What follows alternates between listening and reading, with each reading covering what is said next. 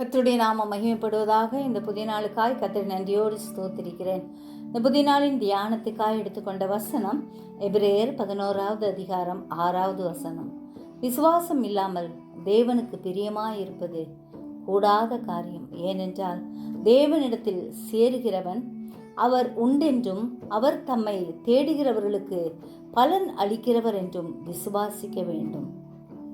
ஆம், விசுவாசத்தில் வல்லவர்களாய் மாறும்படியாய் ஆண்டவரிடத்தில் கிருபையை கேட்போம். கர்த்தரை விசுவாசிப்போம். காரணம், விசுவாசத்தினால் நீதிமான் பிழைப்பான் என்பதை மறந்துவிடக்கூடாது. நன்மையும் கிருபையும் நம்மை தொடரும் என்பதை விசுவாசிக்க வேண்டும். கர்த்தருடைய வசனத்தை ஒவ்வொரு நாளும் வாசித்து தியானித்து விசுவாசித்து முன்னேறுவோம். நம்முடைய விசுவாசம் நம்மை ரட்சித்து பாதுகாக்கும்படியான வாழ்க்கை வாழ்வோம்.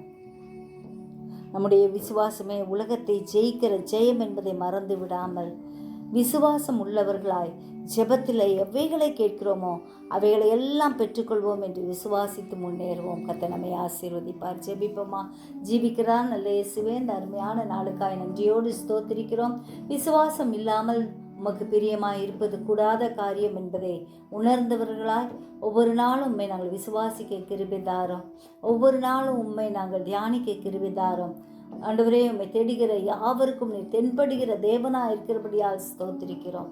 ஆசீர்வதியம். சிறியோர் முதல் பெரியோர் வரை ஒவ்வொருவரையும் ஆசீர்வதிங்க. தூரத்திலும் சமீபத்திலும் இருக்கும் உடைய பிள்ளைகளை பாதுகாத்துக் கொள்ளும்படியாய் கெஞ்சுகிறோம்.